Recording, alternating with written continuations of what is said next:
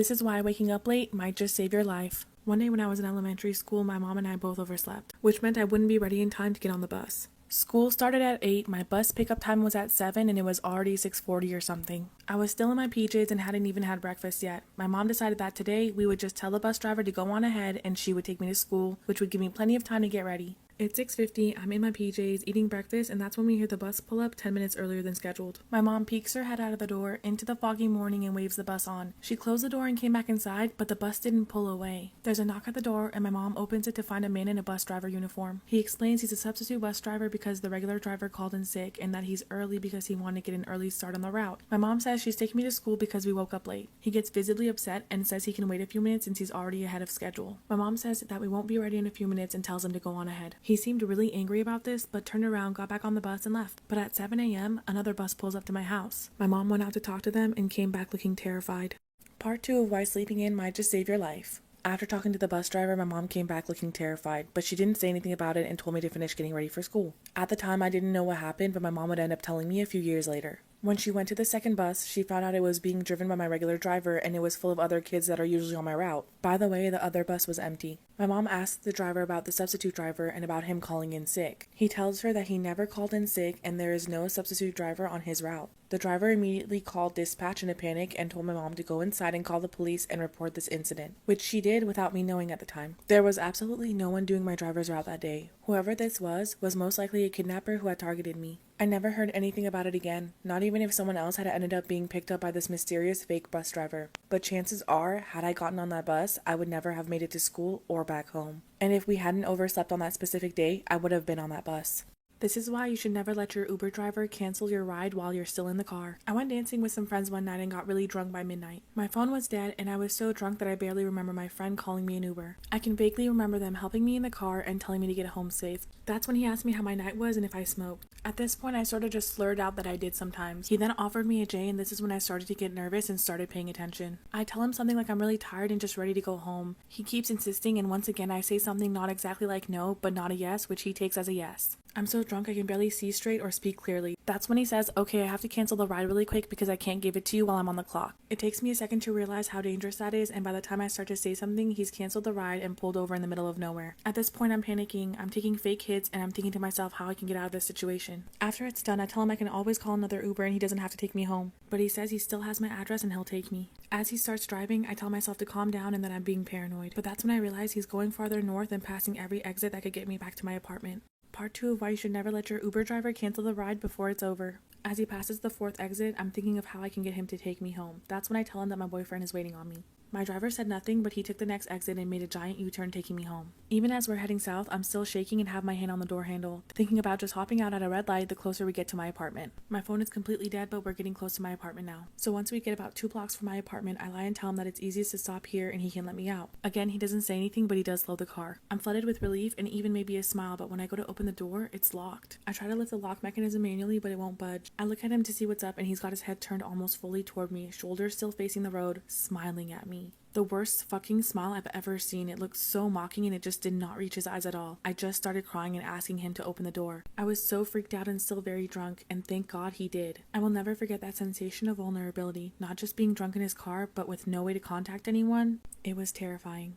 This is why you should think twice about moving in with your friends. My friend Amy and I decided to get an apartment together. We've been friends for a while and she's the type of friend that I could never get sick of and always hang out with. The first issue we had was when she started bringing her boyfriend over a few nights a week, which was fine at first. However, he started coming over more frequently to the point where he was there 6 nights a week. Her boyfriend also always parked in my designated spot, leaving me nowhere to park. On top of that, Amy and I decided we would go shopping together for food every few weeks and split the grocery bill. But her boyfriend is over constantly eating all the food that we bought, and this guy can eat. Amy also complained that the AC bill is too high and we need to stop turning down the temperature so much, and I quote, open the windows and rough it. I went to work one day and came back and the apartment felt almost as hot as it was outside, which was over 100 degrees. My dog lives with us, so I always try to keep the apartment cool. I immediately checked on him and went to turn on the AC. But to my shock, Amy had taken the control panel off of the wall and hid it so I couldn't adjust the temperature. I called her furious and explained to her that she could have killed my dog, to which she replied, I'm not going to leave the AC on all day when we're gone for a stupid dog. This is when things took a turn for the worse. Part 2, why you should think twice about moving in with your friends. After everything that happened, I knew I needed to get out and start looking for another arrangement. The next night I came home late after studying with some friends. I went straight to my room, turned on the lights, and almost had a heart attack when I saw a guy laying in my bed in just his boxers. I started screaming and freaking out, and that's when Amy rushed into the room. She said it was her boyfriend's friend that got too drunk when they went out and he needed to sleep it off. I couldn't believe she put this passed out, drunk, disgusting guy in my bed. At this point I was seeing red and I was about to fight her. But I left to my mom's for the night before I did anything I would regret. That same night, one of my friends sent me a screenshot. Amy had posted in a local Facebook group about how she's looking for a new roommate to replace her horrible current roommate. I couldn't believe that in her mind, I was the horrible one. The next day, I took some friends and packed up all of my things. While I was packing, Amy had the audacity to come into the room and ask me if I was still going to pay for next month's rent. When I refused, she tried to guilt trip me into telling me if I want to keep our friendship, then I need to pay. I told her that nothing could save our friendship at this point and I left. I haven't talked to her since.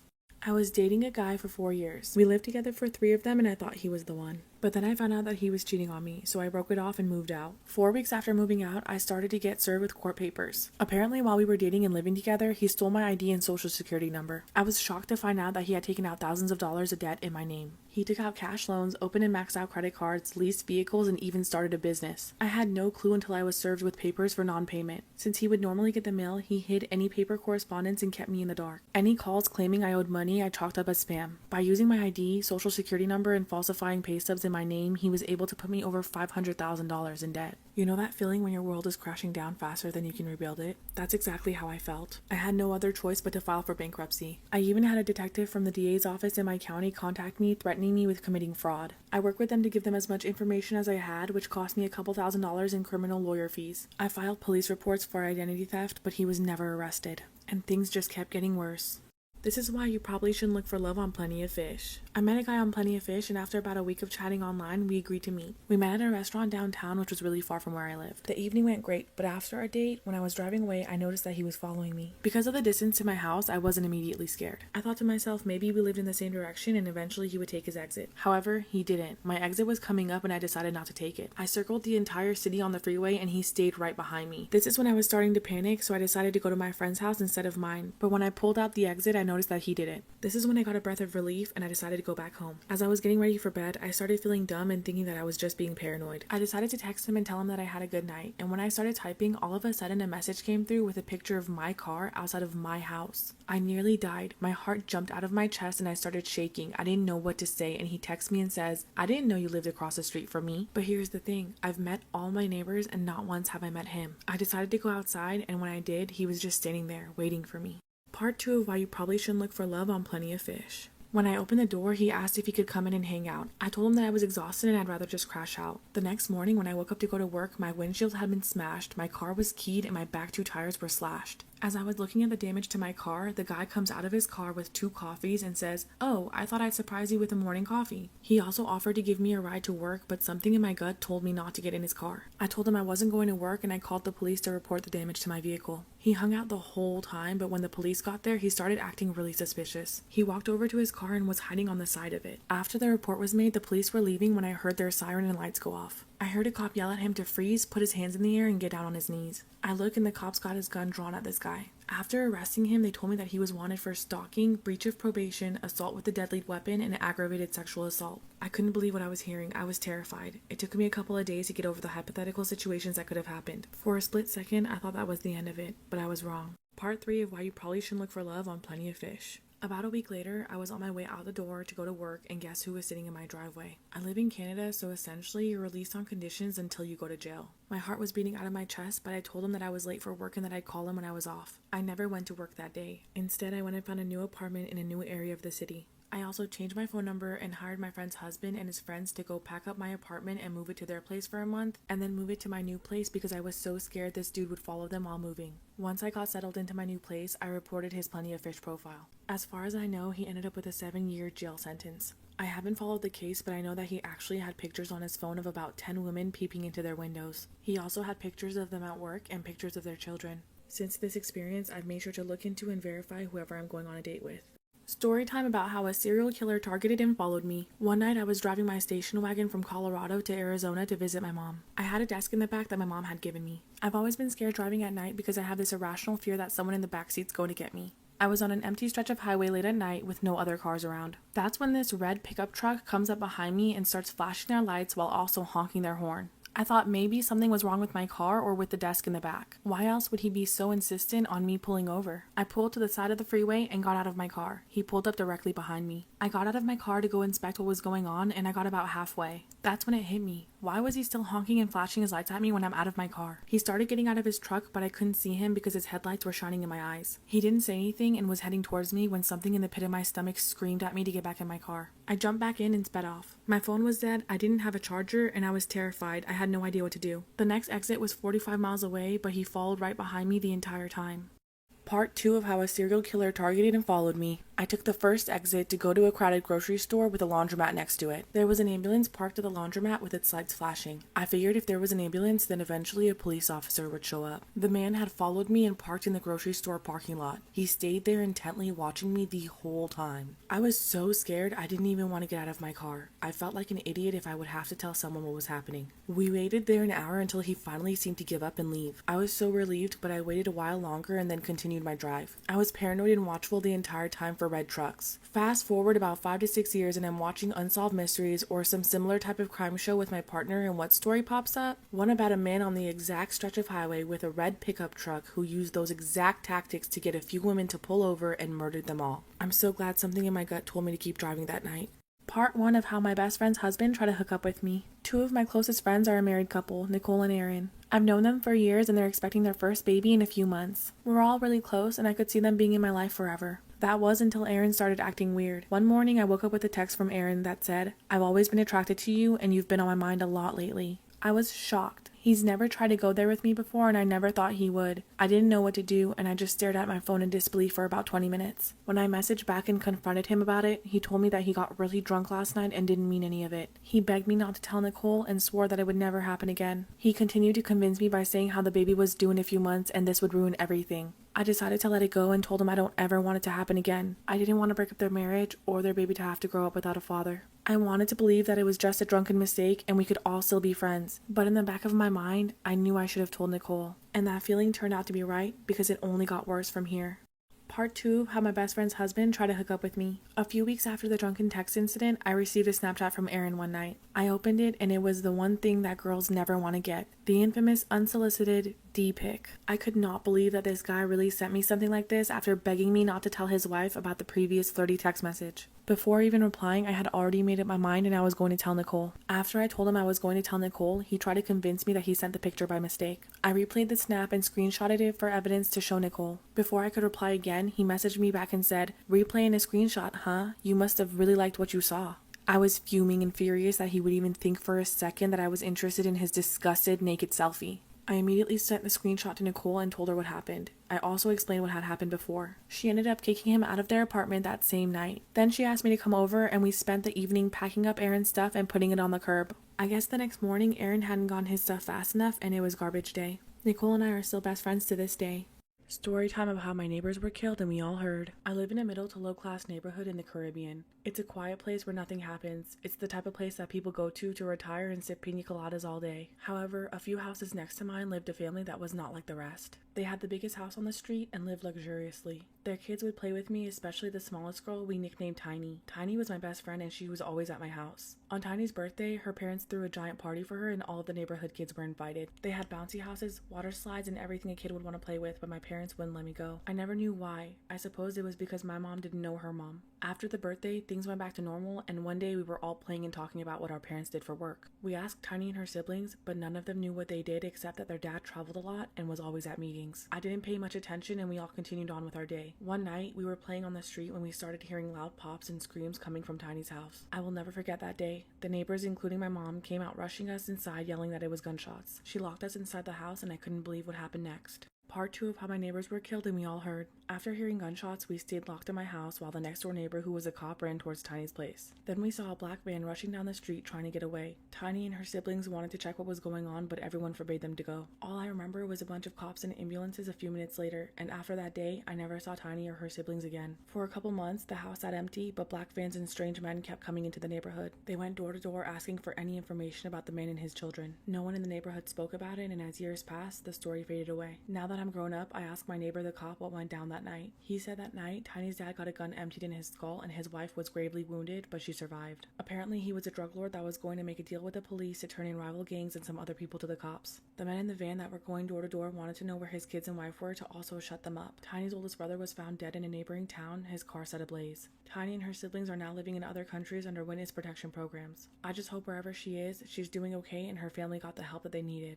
This is why skipping detention might be a good idea. When I was in high school, I slacked off a lot. My junior year, my math teacher was pretty upset by this. Once during a parent-teacher meeting, he told my mom that I wasn't doing as well as I could and called me lazy. My mom agreed and stated that she wouldn't blame him if he pushed and punished me to work harder. From this day on, he did exactly that, always questioning me before anyone else and always sat next to me during exercises. This is when my classmates started realizing that he was a little obsessed with me and started teasing me about it. Right before Christmas break, he threw us a surprise party with chocolates and mock champagne. He poured me an extra glass and congratulated me for doing better. I drank the first glass he gave me, but not the second because I'm diabetic and had already had too much chocolate. During the next class, I felt extremely sick and almost fainted. I spent the rest of the day in the nurse's office and chalked it up to eating too much candy. A few weeks later, I failed a math test. He became extremely angry and yelled at me in front of everyone. The look in his eyes chilled me and I cried. He gave me detention but scheduled it hours later than the usual time and said he would personally be there as well. When I showed up, it was getting dark already and I noticed I was the only student there. Something felt off and a feeling deep inside my gut was pushing me to skip. Right when I decided to skip, I look over and see him walking towards me. Part 2 of why skipping detention might be a good idea. As he walked towards me, I was getting nervous. I told him that I had an emergency and I had to go, but I would email the school and reschedule later. Right after this, I ran off. As I was running away, he yelled at me and told me that I had to obey him and come to detention or he'd call my parents. At this moment, I didn't care. The feeling in my gut kept growing, so I sprinted to the bus and went home. I was afraid that he'd call my parents, but my parents greeted me normally when I got home, so I assumed he didn't. The next day, I was expecting to get an earful, but he wasn't there, and as weeks passed, he never came back. Then a shrink came to our class and asked if he'd like to talk about our math teacher, but no one knew why. Fast forward a few years later when I became a teacher and started chatting with my coworker. I mentioned his name, speaking to her about my weird, bizarre teacher and how I skipped attention. That's when one of the oldest workers there went pale hearing his name. It turns out a few days after I skipped attention, my math teacher was arrested for downloading child you-know-what from the dark web. He also had tons of snuff videos doing terrible things to children and teens. Now I always wonder what would have happened if I hadn't followed my gut instincts and stayed for detention that day with just me and him in that classroom.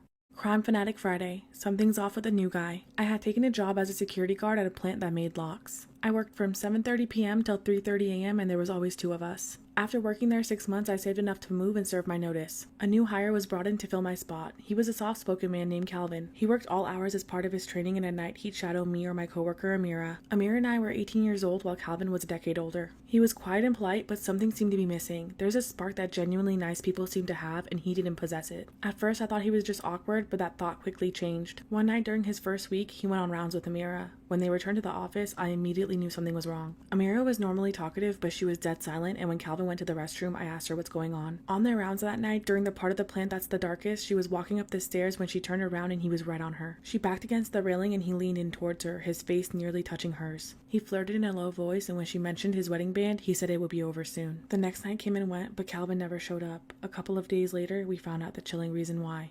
Crime Fanatic Friday, Part 2. Something's off with the new guy. A couple of days later, when I came into work, Amira was freaking out. She had found out the reason that Calvin hadn't been to work the last week. He had been arrested for murdering his wife. In August, he had reported her missing, and investigators found luggage filled with her belongings in a dumpster near a hotel that Calvin previously worked at. She was missing for months until they found a shoe in a pond that led to finding her body in November. Her body had been dismembered, burned, and placed in a pond piece by piece. The pond was located just less than a mile from where we worked. That night, Amira called the jail just to make sure that they were still holding him. Based on the time frame, he had already killed his wife months before he started working with us. It took investigators 8 months before they could charge him with the murder. He was convicted and served 20 years and 5 months. He was released on August 5th, 2015. His wife's name was Viola, and she was only 29 years old. This is why you should always listen to your gut. When I was 13, my family and I were headed home from night church service. It was my mom, me, and my 2 siblings. The road we were driving on was in the country, and it was late at night, so there were no lights and no one else on the road. As we were coming up on our turn, a car suddenly comes swerving from our turning spot. They were turning so fast that they came into our lane and almost crashed into us. My mom quickly swerved as they tried to get back into their lane. Unfortunately, they overcorrected and flipped their car, landing on the driver's side door in a ditch. My mom hit her brakes and jumps out the car to go help the other driver. She gets about 3 steps away from our car, but then stops dead in her tracks. My siblings and I were watching her from the back window and wondering why she wasn't going to help the person. That's when he starts yelling for help and my mom starts to move to help him, but for some reason she stops again in the center of the road. Another car flies behind us and the guy doesn't hesitate to jump out and go help. The man pries open the passenger door so the guy trapped inside can get out. As the man crawls out, he instantly gets into a frog-like crouching position on top of the car. He has this insane look on his face and launches himself off of the car, hitting the guy who helped him. Then he turns his gaze in our direction and starts sprinting towards us. Part 2 of why you should always trust your gut. As he's sprinting towards our car, my mom is sprinting towards us as well. He must have known he wouldn't get there before her because he changed directions and went to the other car. My mom jumps in and locks the doors as the man hijacks the car behind ours, almost hitting us as he takes off. The guy who was just carjacked runs to my mom's window and is screaming at her to call 911 because his phone and his girlfriend were in the car that just took off. I quickly dialed it on my phone and handed it to her. As she's talking to the operator, we hear a woman scream down the road. The man takes off running and returns a few minutes later with a severely scraped up woman in his arms. The girlfriend told us that the man noticed her in the car and was trying to hit her and finally pushed her out going 60 miles per hour. When the police arrived, they informed my mom that the man had shot and killed someone behind an apartment complex and was trying to get away. Later that night after we got home, I talked to my mom and asked her why she stopped running to the car earlier. She said she had such a strong feeling that she should stay in the car with us that it was almost like she could hear it. When she heard him yell and started to go over to help, the same feeling overtook her. Luckily, that man was caught later that night trying to steal a new car. But to this day, I wonder what would have happened if my mom hadn't listened to her gut feeling. This is why you should be careful who you swipe right on.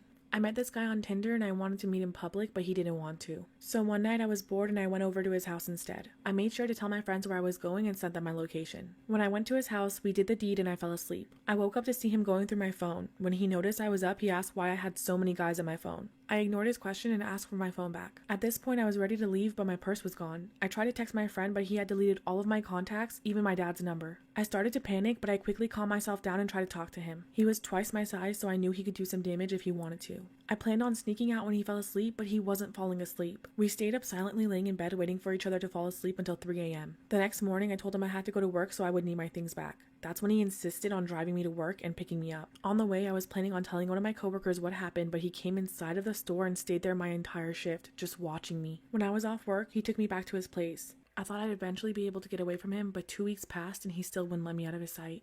Part 2 of why you should be careful who you swipe right on. During those 2 weeks, I didn't have anything. I had to wear the same clothes over and over or wear his clothes. Apparently, one of my friends noticed that I wasn't replying, so they messaged me on Twitter. Unfortunately, I was in the shower and he had gone through my phone and deleted the messages. Luckily, I was starting school, so I told him once again that I had to go. He did the same thing, insisting on taking me to school and waiting outside of my class. I left the classroom through the back door 15 minutes early and ran home. I was so scared that he would see me and follow me. He kept showing up at my house, so I didn't go outside for a week for any reason. Eventually, he went away. 2 months later, I moved across the country with my friend and everything was going great, until I got a text from an unknown number that just said, "I'm here now." When I asked who it was, he told me it was him and that he had moved 30 minutes away from me. He never came to find me in person, but he would text me all the time, and when I blocked him, he would just get a new phone number. This went on for about 2 years, and I ignored him the entire time. It's now been a year since I've heard from him, and I also moved back. I told my mom what had happened, and she tracked him down and saw that he also moved back. Now I'm always careful who I match with. Story time about one of the worst customers ever. I got a new job at a coffee shop downtown. It was my first day out of training and I would be taking orders and making drinks on my own. I was a little nervous, but excited and ready to be by myself. Everything was going great until this woman came in. She came up to the counter and immediately noticed that I was new there. She said, "I'm a regular and come in almost every day. Write my order down and save it so I don't have to explain it to you again next time." At first I thought she was joking, so I smiled and laughed, but then I quickly realized that she wasn't kidding. She proceeded to order a very complicated drink, which I didn't mind. I was up for the challenge. I made her drink and handed it to her with a smile. Without even trying it, she said the color was off and requested I remake it. When I turned around to try again, she said, "Don't mess it up this time. It's not rocket science." I remade the drink, and this time she picked it up and looked at it, didn't try it, and complained that I put too much caramel in it and asked if I was trying to make her fat. I remade the drink a third time, doing everything she requested. This time she actually tried the drink and immediately spit it back into the cup. She then told me that I'm horrible at my job, called me incompetent and lazy, and of course, asked to speak to my manager. It only got worse from here. Part 2 of the worst customer ever. After she requested to speak to the manager, I went to get the shift lead and explained the situation. He immediately knew what customer I was referring to. My manager went to speak to her as I remade her drink a 4th time. She demanded that the drink be free and that we also let her pick a food item on the house for wasting her time. When we refused, she went ballistic and started screaming that she would never come here again and that we lost a customer. She demanded that we get the owner of the store down here immediately and said that she wouldn't leave until the owner arrives. We told her that she would have to leave or we would call the cops. She continued screaming at us, took the drink without paying, and knocked over one of the displays on her way out. My manager said that this customer complained almost every day, told me I'm doing a good job, and thanked me for finally getting rid of a Karen. I couldn't believe my eyes when she came back a few days later. I was dreading having to take her order again. To my surprise, my manager confronted her about not paying the other day and knocking over our display. He then asked her to leave, but she went crazy again and refused to leave, and this time we did have to call the cops. Ultimately, she left before the police came and hasn't been back since. Story time about how my online boyfriend hired a hitman off the dark web to kill me. I've always been a big PC gamer. When I was in high school, all I did was go to school, come home, and stay up way too late on my PC. It was like an escape for me, and it was something that I really enjoyed. I was also one of those kids that dated online instead of in real life. I would usually block guys that would hit on me, but there was one that stood out. We met in a game and worked well together, so I decided to add him. He was really nice, always made me laugh, and he was a brilliant player. We got so close I gave him my phone number and added him on social media. One thing led to another and we started dating, even though we never actually met in person, although we were planning to. Things were going great until he started to get controlling. If I wanted to hang out with my friends in real life and skip a day in my room online, he would get mad. He would force me to FaceTime him when I was with my friends to make sure I wasn't with any guys. He demanded that I share my location with him at all times, and to give him all my passwords to my social media accounts, even my iCloud. When I finally stood my ground and told him no, he freaked out on me, which made me realize that this was heading south quickly. I told him I was starting to think that this might not work out between us. This is when things got crazy and he started threatening me. Part 2 of how my online boyfriend hired a hitman off the dark web to kill me. My online boyfriend continued to get more and more controlling. He told me to keep my webcam on 24/7 even when I was asleep or wasn't home. He wanted to know exactly what I was doing at every moment of the day. This is when I finally made it clear that I wanted to break up, and he went ballistic. He told me he knows where I live and he's going to show up at my house. When that didn't keep me around and I stopped talking to him, his threats kept getting more and more serious. He threatened to leak my private photos online if I didn't stay with him. I still refused, which made him even angrier. He told me he has connections online and he could ruin my life if he wants to. He also told me that if I leave him, he'll make sure that I regret it. I blocked him on everything and changed my number. A few months passed and I hadn't heard anything from him. One morning I woke up and had a bunch of missed calls and text messages from my online group of friends. They were freaking out, asking me if I heard what happened to my ex. It turns out he got arrested for trying to hire a hitman on the dark web. They sent me links to a few small news articles about him confirming it, and I was horrified. The person he was trying to get assassinated was never confirmed, but I'm almost certain that it was me. Crime Fanatic Friday, the mother who claimed postpartum depression is why she killed her 5 children. Growing up, Andrea Kennedy Yates was a model student and citizen. She then later went on to become a registered nurse. When she met her husband, Rusty Yates, they quickly fell in love and spent most of their time in religious study and prayer. Within 8 years of marriage, they produced 5 children, 4 boys and 1 girl. Friends of the family said that Andrea became reclusive and isolated after her second pregnancy. In 1999, Andrea had a mental breakdown and the next day she was hospitalized for overdosing on pills. After this, she began self-mutilating and refused to feed her children, claiming they ate too much. She also started having hallucinations. She went to therapy and later in court, her therapist ranked her among the 5 sickest patients she had ever seen. After her second suicide attempt, she was put on antipsychotics and her condition improved greatly. Andrea was back to cooking, swimming, and socializing again. This all came to a halt when she felt pregnant again and stopped taking her medication. Her mental state also became regressed after her father's death. She started seeing her psychiatrist again and everyone was hopeful. However, on June 20th, 2001, no one could possibly know the terrifying actions Andrea would take. Part 2, the mother who claimed postpartum depression is why she killed her 5 children. Andrea's husband consistently pressured her into having more children, disregarding her deteriorating mental health after each pregnancy. She filled the tub with water and drowned her 3 youngest boys, then placed them on her bed and covered them. Her firstborn ran away from her after seeing his sister in the tub and asking his mother what was wrong. Andrea caught him and as he screamed, she forced him into the tub next to his sister's body. He fought desperately, but she outmatched his strength. She then brought her daughter to the bed along with the boys and laid her in their arms. She then called 911 and told them what she'd done. She was still completely drenched when arrested. During her trial, Andrea explained her actions, stating that she was a bad mother and needed to be punished. In 2002, her controversial trial lasted 3 weeks and the jury found her guilty of capital murder, giving her life in prison. However, in 2006, she was given a retrial where the jury of 6 men and 6 women found her not guilty by reason of insanity. She was sent to a Texas hospital indefinitely and consistently waives a review of her status, which is the only way that she can be released. This leads to a question: was she mentally ill and the system failed her, or should she have been held accountable for her actions?